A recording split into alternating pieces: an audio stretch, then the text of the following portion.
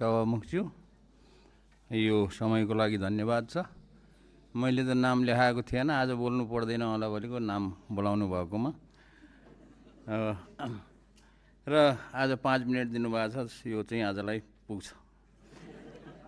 र यहाँ हिजो मैले चाहिँ संसदमा मैले आफूलाई माननीय जस्तो ठान्दिनँ। मैले भनिरहेको छु म त विद्यार्थी हो भनिरहेको छु बाटोतिर भन्दाखेरि पनि। अनि यता आउँदाखेरि पनि बाटोमा कसैले भेट्यो भने स्कुल जान लागेको भन्छु। हिजो पढाइ भएन है, दुर्भाग्यवश। आज चाहिँ पढ्न पाइयो र आज धेरै पढ्न पाइयो, किनभने धेरै उपदेशहरू आदेशहरू होइन विभिन्न माननीय ज्यूहरूबाट सुन्न पाइयो र धन्यवाद छ। र आज चाहिँ रिस मरेको छ, किनभने म नेपाल सरकारलाई धन्यवाद दिन चाहन्छु। हिजोको समाचार अनुसार चाहिँ विज्ञान प्रविधि र नवप्रवर्धन मन्त्रालय भन्ने चाहिँ गठन गर्ने निर्णय गरेकोमा सरकारलाई चाहिँ म धेरै धन्यवाद दिन चाहन्छु। त्यहाँ एउटा कुरा छुटेको छ। कुरा के छुटेको छ भने विज्ञान प्रविधि अनुसन्धान तथा नवप्रवर्तन हुनुपर्ने अनुसन्धान भन्ने शब्द चाहिँ त्यहाँ चाहिँ छुटेको छ।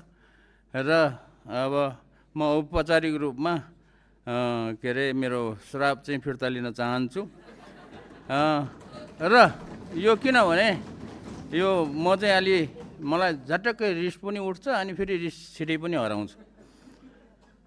अब म अरू कुरा केही भन्न चाहन्न। यो जुन नीति तथा कार्यक्रम छ यसमा एउटा दुईटा कुरा थपियोस् भन्न चाहन्छु।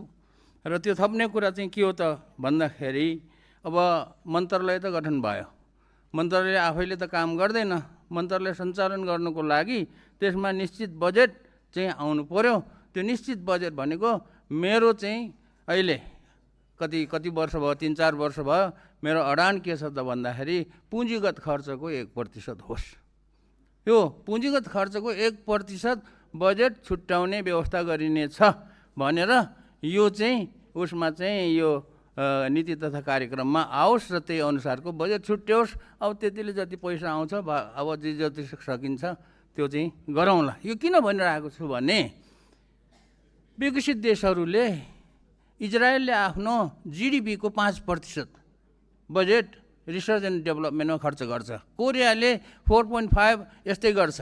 अनि विकसित मुलुकहरूले अमेरिकादेखि लिएर बेलायत, जर्मन, अरू जापान यिनीहरूले 3% GDP को 3% खर्च गर्छ अनि उनीहरू विकसित भएको हो।